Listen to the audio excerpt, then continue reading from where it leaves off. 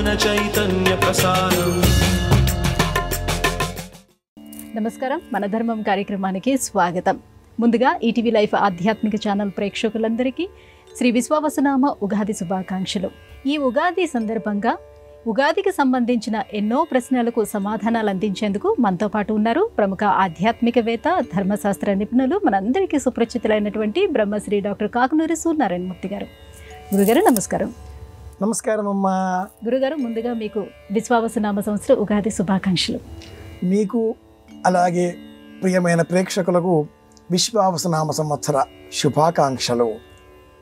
గురుగారు, విశ్వావసునామ ఉగాది ప్రత్యేకత ఏమిటో తెలియజేస్తారా? అలాగే ఈ ప్రభవాది నామ సంవత్సరంలో ఈ విశ్వావసునామ సంవత్సరం ప్రత్యేకత ఏమిటి? ప్రభవ మొదలుగా అక్షయ వరకు 60 సంవత్సరాలు.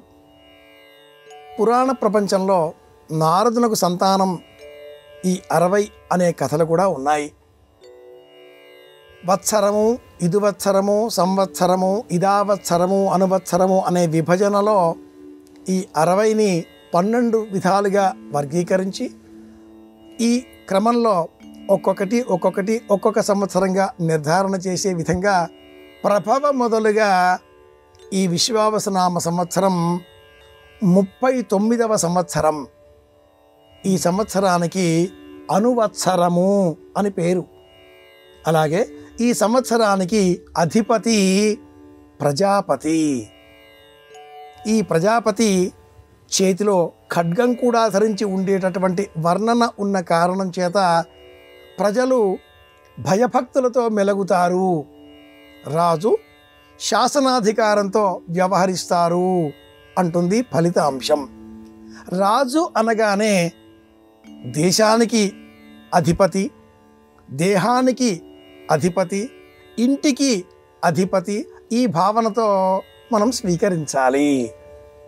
అలాగే విశ్వావసు అన్న ఆ శబ్దం వైదిక సాహిత్యంలో కూడా ఉన్నది. విశ్వావసో నామక సంస్థాప్య, గంధర్వుడు ఇతడి పేరు. వివాహ క్రమంలో అమ్మాయిని అబ్బాయిని కూర్చుండజేసి వారి చేతికి ఒక్క రావి చెట్టు ఆకు, మండ, కొమ్మ అందించి విశ్వావసుడిని పూజించాలి, సత్సంతానం కలుగుతుంది అనేటటువంటి మంత్రాలను అక్కడ చెబుతారు. విశ్వావసోనామ గంధర్వ స్థాప్య అనంతరం విశ్వావసోనామ గంధర్వరాజకన్యాం సాలంకృతాం మమాభీష్టదాం ప్రయచ్చ నమః. ఈ మంత్రాన్ని జపం చేస్తే వివాహం కానటువంటి యువకులకు శీఘ్రమే వివాహమవుతుంది అని కూడా తంత్రశాస్త్రం తెలియజేస్తుంది. భార్యాభర్తల మధ్య అనుబంధం, కుటుంబాన్ని బలోపేతం చేసేటటువంటి లక్షణం ఈ విశ్వావసువుకు ఉన్నది. కాబట్టి ఈ సంవత్సరం అంతా కూడా కుటుంబాలన్నీ ఐశ్వర్యంతో, ఆనందంతో, ఆరోగ్యంగా వృద్ధి పొందాలి అనేటటువంటి ఆకాంక్షతో విశ్వావసునామ సంవత్సరాన్ని ప్రారంభం చేసుకుందాం. అందరికీ క్షేమం కలగాలి అని కూడా కోరుకుందాం. గురుగారు, ఈ ఉగాది నాడు పాటించవలసినటువంటి విధులు ఏమిటి? ఆచార సాంప్రదాయాల పాటింపులో ఏమైనా ప్రత్యేకతలు ఉన్నాయా? ప్రతి యుగానికి ఒక ఆది ఉంటుంది. 28తమే మహాయుగే 28వ మహాయుగం ఇది. పూర్వం శ్వేతవరాహ కల్పం ప్రారంభం అయిన రోజు కూడా ఈ రోజే. అద్యే మాసి అనేటటువంటి వాక్యంతో నిర్ణయ సింధు గ్రంథం ఒక సూత్రం తెలియజేస్తుంది. చైత్రే మాసి, చైత్రమాసంలో బ్రహ్మదేవుడు ససర్జ ప్రథమేహని, మొదటి యామములో, మొదటి మాసము, మొదటి పక్షము, మొదటి తిథి, మొదటి నక్షత్రము సృష్టిక్రమం ప్రారంభించాడు అని ఈ గ్రంథం వివరిస్తుంది. చైత్రమాసం శుక్లపక్షం పాడ్యమి ఉగాది సంవత్సర ప్రారంభం అనే ఈ విశ్వాసం ఉభయ తెలుగు రాష్ట్రాలకు, కర్ణాటక, మహారాష్ట్ర ప్రాంతాలకు మాత్రమే పరిమితం. తమిళ దేశీయులకు సూర్య సంచారం మేషరాశిలో ప్రారంభం అయినప్పుడు మొదలవుతుంది, ఏప్రిల్ 15వ తేదీ. అదేవిధంగా గుజరాత్ తదితర ప్రాంతాల వారికి సంవత్సర ప్రారంభం ఆశ్వీజ బహుళ అమావాస్య అనంతరం దీపావళి మరుసటి నాడు ప్రారంభమవుతుంది. మన దేశానికి వింధ్యస్య ఉత్తర దిగ్భాగం యూపీ, కాశీ, ఇతర క్షేత్రాలలో బార్హస్పత్యమానం గురువు సంచారంతో వారు లెక్క పెట్టుకుంటారు కనుక వారికి కాళయుక్తి నామ సంవత్సరం మాఘ బహుళ పాడ్యమితో ప్రారంభమవుతుంది. ఏ విధంగా చూచినా ఈ ఉగాది పాటించవలసిన విధులలో ఉదయమే లేచి నిత్యక్రియలు అనంతరం బొట్టు పెట్టుకొని శరీరమంతా కూడా తైలాభ్యంగనం చేసి నువ్వుల నూనె అలదుకొని గోరువెచ్చని నీటితో స్నానం చేసి పరిశుభ్రమైన ఉతికిన వస్త్రములు కానీ కొత్త వస్త్రములు కానీ ధరించి ఆ పిదప మంగళతోరణములు గుమ్మానికి అలంకరించాలి. స్నానం చేసిన తర్వాత కొత్త వస్త్రాలు కట్టుకున్న తర్వాత మాత్రమే ప్రధాన ద్వారానికి మంగళతోరణములు. అనంతరం దేవతాగృహంలో అంటే నిన్న చేసిన నిర్మాల్యం తొలగించి దీపారాధన చేసి దేవతార్చన చేసి 2 తమలపాకులపైన వక్కలు ఏర్పాటు చేసి బ్రహ్మదేవుడిగా సంకల్పం చేసి పూజించాలి. ఆ తరువాత పంచాంగమును అలంకరించి ఉగాది పచ్చడిని సిద్ధం చేసుకునే విధంగా కుటుంబ సభ్యులందరి సహకారాన్ని స్వీకరించాలి. ఉగాది పచ్చడిలో ఉండే ఆ షడ్రుచులకు ప్రతీకాత్మకంగా కుటుంబంలో ఉండేవారందరూ తల్లి, తండ్రి, కుమారుడు, కుమార్తె, భర్త, భార్య, చిన్నమ్మ, చిన్నాన్న, అలాగే మరిది లేదా ఆడపడుచు, ఇంట్లో ఉండే వాళ్ళందరూ కలిసి తలా ఒక పని చేస్తూ నవ్వుతూ ఉగాది పచ్చడిని సిద్ధం చేసుకొని అనంతరం అనేక విధాలుగా చేసిన వంటకములను నివేదన చేసి ఇంటిల్లిపాది కూర్చునగా ఇంటి పెద్ద పంచాంగ శ్రవణం చేయాలి. సంక్షిప్తంగా ఎవరికి వారికి వారి వారి ఆదాయ వ్యయాలు వగైరాలని కూడా చెప్పిన అనంతరం ఉగాది పచ్చడిని ప్రసాదంగా స్వీకరించాలి. వచ్చిన రుచిని అనుసరించి వారు ఫలితాంశం నిర్ధారించుకుంటారు. వేళాకోళంగా నవ్వుతూ ఉంటారు. అనంతరం సాయంత్రం సమయానికి సమీపంలో ఉండే ఆలయానికి వెళ్ళి దేవతా దర్శనం చేసి తిరిగి ఇంటికి వచ్చి పెద్దలకు నమస్కారం చేసి వారి ఆశీర్వచనములు స్వీకరించాలి. ఇంటిలో ఎప్పటి నుంచో వసంత నవరాత్రుల సంకల్పం ఉన్న ఎడల, ఆచారం ఉన్న ఎడల మాత్రమే వసంత నవరాత్రులను కలశారాధనతో ప్రారంభం చేయాలి. ఇవి పాటించవలసిన, అనుసరించవలసిన విధులు, విధానాలు. గురుగారు, ఉగాది పచ్చడి విశేషం ఏమిటి? షడ్రుచుల సమ్మేళనం అని ఉగాది పచ్చడి అనడంలో అంతరార్థం ఏమిటి? షడ్రుచులు అని మనం అంటున్నాం, అనుకుంటున్నాం, ఉగాది పచ్చడిని సిద్ధం చేసుకుంటున్నాం. కానీ వర్షాదౌ నింబసుమం శర్కర ఆమ్లఘృతైర్యుతం భక్షితం ప్రథమే యామే తద్వర్షం మోక్షదాయకం. ఇలా 4 ప్రధానంగా తెలియజేస్తుంది ఈ శ్లోకం. 6 రుచులు లేవిక్కడ, 4. వర్షాదౌ నింబసుమం, ఉగాది నాడు వేప పువ్వు, బెల్లం లేదా పంచదార, ఆమ్ర మామిడి ముక్కలు లేదా ఆమ్ల చింతపండు రసం, ఘృతైర్యుతం నెయ్యి, వీటిని స్వీకరించాలి. మామిడికాయ ముక్కలు కాకుండా చింతపండు రసమే స్వీకరించాలి అనేటటువంటి వారు ప్రాచీనులు. చింతపండు ఎక్కువగా తీసుకుంటే కీళ్ళ నొప్పులు, మోకాళ్ళ నొప్పులు, సంధివాతాలు ఇవన్నీ కూడా కలుగుతాయి అని ఆయుర్వేదం చెబుతుంది. కానీ ఉగాది నాడు కొత్త చింతపండు తప్పనిసరి. వేప పువ్వు, బెల్లం, కొత్త చింతపండు, నెయ్యి, ఈ 4 మాత్రమే ప్రధానం. ఇవి కాకుండా కారం రుచి కోసం మిరియపు గింజల పొడి, అలాగే వగరు మామిడికాయ పిందెల ముక్కలు, మరికొంతమంది చెరుకుగడ ముక్కలు, గసగసాలు, ఇంకా ఎన్నో ద్రాక్ష పలుకులు అనేకం మేళవిస్తూ ఉంటారు. అవన్నీ వారి వారి ఇంటి ఆచారాలకు సంబంధించినవి. ఇవన్నీ ఏ ఏ పాళ్లల్లో వేయాలి, ఎక్కువ తక్కువ ఏమైనా ఉన్నాయా అని కూడా అడుగుతూ ఉంటారు. సమానంగా స్వీకరించాలి అని కూడా శాస్త్ర ప్రమాణం. ఈ రుచి ఏది ఎక్కువ ఉంటుందో అదే కదా అని బెల్లం అంత వేసేసి వేప పువ్వు ఎక్కువ వేకు చేదు అని ఎవరో గద్దిస్తే కసురుకుంటే తగ్గిస్తూ అలా లేదు, అన్నీ సమానంగా స్వీకరించాలి. ఇది శాస్త్రం. నిజానికి నింబపత్రం స్వీకరించాలి అని మనకు పంచాంగాలు తెలియజేస్తాయి. నింబపత్ర అశనం, వేప ఆకులు తినాలి, లేత చిగురు. అలా కాకుండా వేప పువ్వు స్వీకరిస్తే శరీరంలో పైత్య గుణం నియంత్రణలోకి వస్తుంది. అందుకోసమే ఒక బూస్టర్ లాగా ప్రాచీనులు ఈ ఉగాది పచ్చడిని ఎప్పుడు స్వీకరించాలి?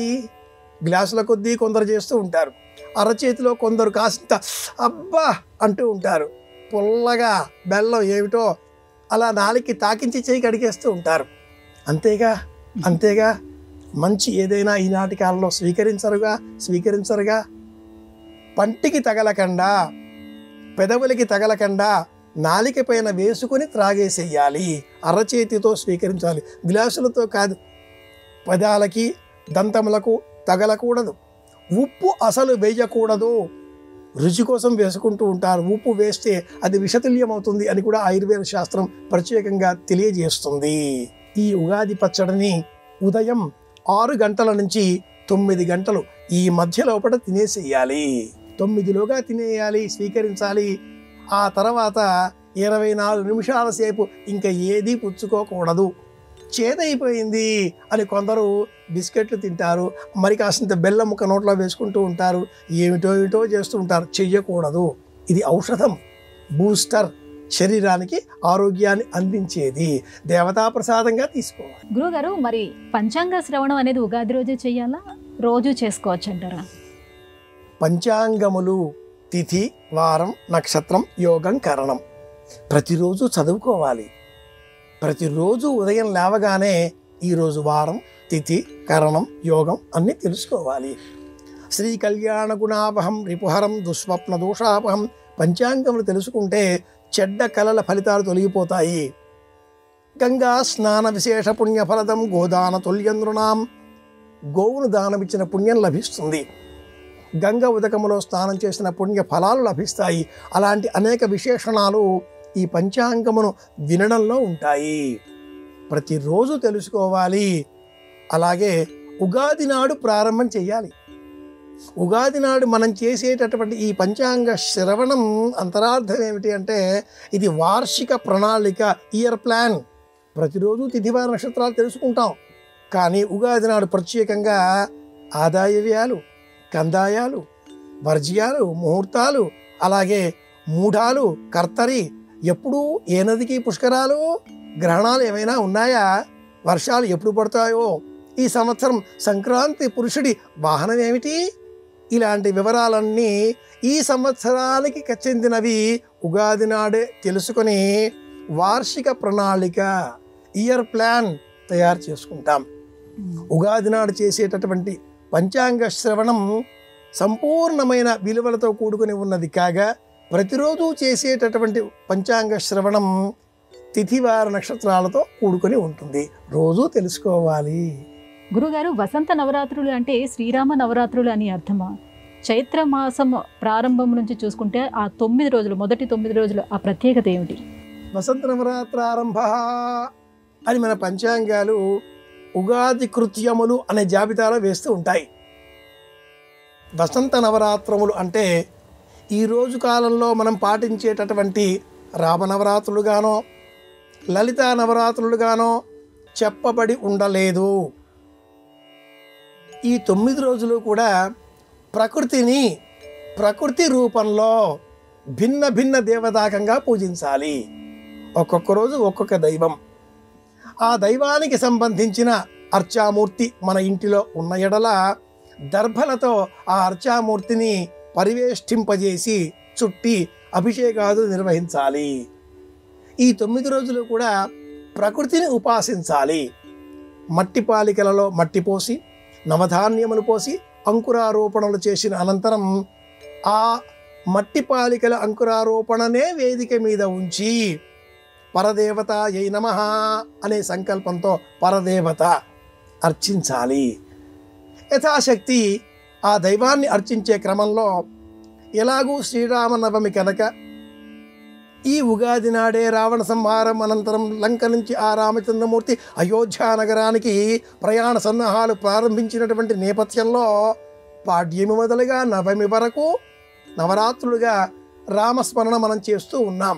పూర్వకాలంలో వసంత నవరాత్రుల పేరిట రతి మన్మధులను పూజించేటటువంటి వారు గసగసాలు, కొబ్బరికోరు, బెల్లం పొడి ఈ మూడింటితో ఉండలు సిద్ధం చేసి వాటిని అందరికీ పంచేటటువంటి వారు.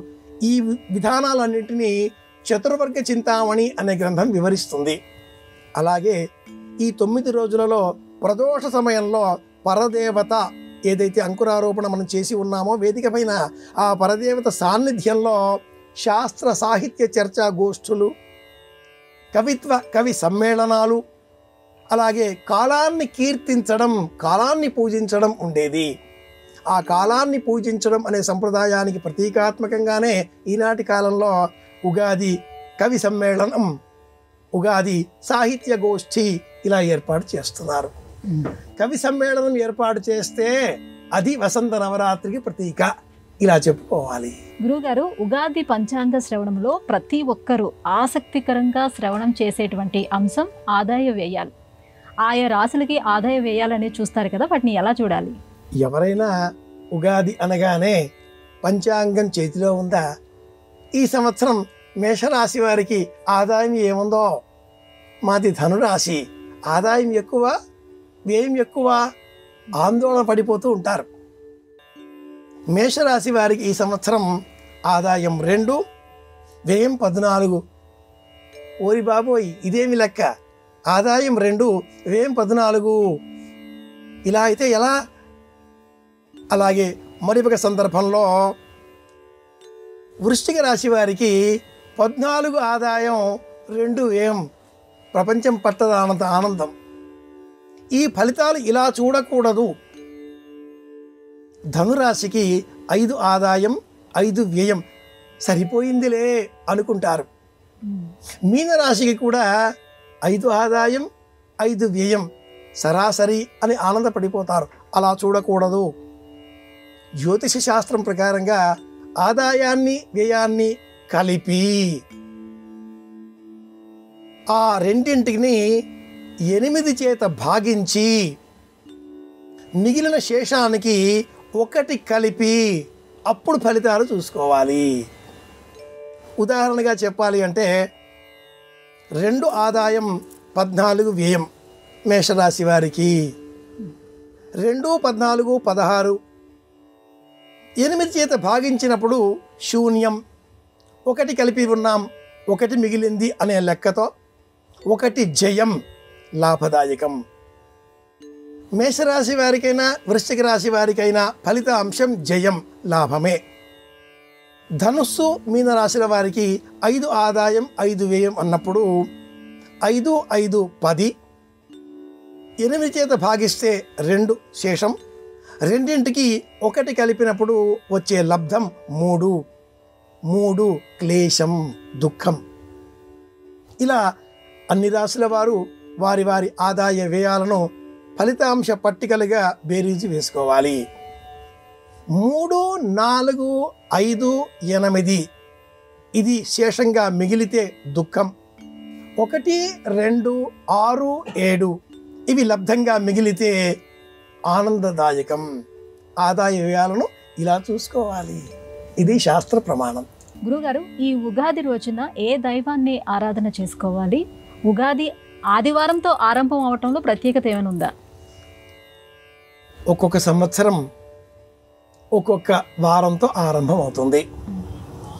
ఈ రాజాది నవనాయకులు అలాగే పశుపాలకాది ఉపనాయకులు అని మన పంచాంగం మొదటనే తెలియజేస్తూ ఉండగా ఈ విశ్వావసనామ సంవత్సరం ఆదివారం ప్రారంభమైనది కనుక ఆ వారాధిపతి రవి ఈ సంవత్సరానికి రాజు, మంత్రి, సేనాధిపతి వీళ్ళందరికీ కూడా ఆయా సందర్భంగా వృషభ సంక్రమణ వారాధిపతి మంత్రి.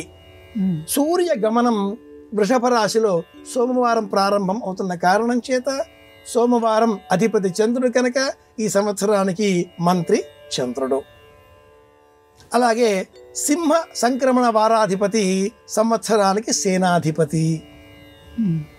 సింహ సంక్రమణంలో రవి సంచారం ఆదివారం ప్రారంభం అవుతున్నది కాబట్టి ఈ సంవత్సరానికి సేనాధిపతి రవి.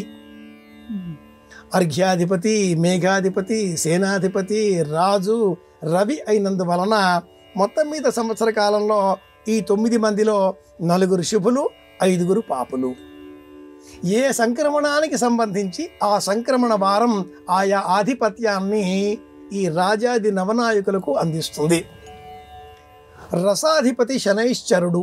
శనైశ్వరాధిపత్యంలో ఈ రసాధిపతిత్వ గుణం ఉన్నందువలన బంగారం భయంకరమైన ధర పెరిగిపోతుంది. లోహాలేవి కూడా అందుబాటులో ఉండవు. శనిగ్రహానికి సంబంధించిన తైల ద్రవ్యములు, లోహ వస్తువులు, బంగారం కావచ్చు, వెండి కావచ్చు, ఇనుప వస్తువులు కావచ్చు గాక, అలాగే చర్మ వస్తువులు, వీటి ధరలు అదుపులో లేకుండా పెరిగిపోతాయి. ఇలాంటి ప్రమాణాలతో పూర్వం ఇలా జరిగింది అనే స్టాటిస్టికల్ డేటా పట్టికలు సిద్ధం చేసి వరాహ మిహిరాచార్యుడు అందించినటువంటి జ్ఞానంతో అనేక పూర్వ ఖగోళ వైజ్ఞానిక శాస్త్రవేత్తలు 18 మంది ఇచ్చిన ఆ ప్రమాణాలకు అనుకూలంగా పంచాంగ విజ్ఞానాన్ని ఇలా రాజాది నవనాయకులుగా శాస్త్రం మనకు అందించింది. నవనాయకులతో పాటుగా మరి ఒక అంశం కూడా ఉంది, ఉపనాయకులు. ఈ ఉపనాయకులు పురోహితాదిగా 28 మంది. పంచాంగాల్లో నేటి కాలంలో 21 మందినే సూచిస్తున్నారు. ఈ 21 మందిలో పశుపాలకులు ప్రధానం. యముడు ఈ సంవత్సరానికి పశుపాలకుడు. వర్షాలు కురిపించేటటువంటి శక్తి సంవర్తక నామక మేఘములకు ఉన్నది. 1 తులం గాలి, 2 తులములు వర్షం, 7 ఫలముల పంట, ఇది ఈ సంవత్సర ఫలితం అంటూ మేఘాధిపతి ఆర్ద్ర నక్షత్ర ప్రవేశ కారణంగా సూచించేటటువంటి నేపథ్యంలో పురోహిత వర్గం బుధుడు అయి ఉన్నాడు ఈ సంవత్సరానికి. మిథున సంక్రమణలో సంచారం ప్రారంభమయ్యేటటువంటి రోజు బుధవారం కనుక ఈ పురోహిత ధర్మం బుధుడికి అప్పగించింది ఈ విశ్వావసనామ సంవత్సరం. ప్రజలందరూ వివేకంతో ఆలోచనలతో మెలుగుతారు. తొందరపడి ఏ విషయంలో కూడా నిర్ణయాలు తీసుకోరు. 1-2 సార్లు ఆలోచిస్తారు. ప్రపంచ మానవాళి అందరిలో కూడా ఆలోచనా శక్తి పెరుగుతుంది అని కూడా వివరిస్తుంది. వర్షలగ్నం, జగల్లగ్నం అనే పద్ధతులలో మన దేశానికి సంబంధించి మకర రాశి, భారతదేశం మకర రాశికి సంబంధించింది అని కూడా ఈ ఖగోళ విజ్ఞానం తెలియజేస్తుంది. దేశ సంబంధిత, ప్రపంచ సంబంధిత గోచారాన్ని వివరించేటటువంటి జ్యోతిర్విజ్ఞాన శాస్త్రం పేరు ముండేన్ అని కూడా శాస్త్రం తెలియజేస్తుంది. ఇది విశేషం, ఇది సత్యం. గురువుగారు, ఈ ఉగాది రోజున మాకు వచ్చినటువంటి ఈ సందేహాలన్నీ కూడా నివృత్తి చేసినందుకు ధన్యవాదాలండి. కృష్ణార్పణం. ఇది ఇవాటి మన ధర్మం కార్యక్రమం. రేపటి మన ధర్మం కార్యక్రమంలో మళ్ళీ కలుసుకుందాం. నమస్కారం. ఈ కార్యక్రమాన్ని తిరిగి చూడాలనుకుంటే www.youtube.com/ETV Life Spiritual లో చూడవచ్చు.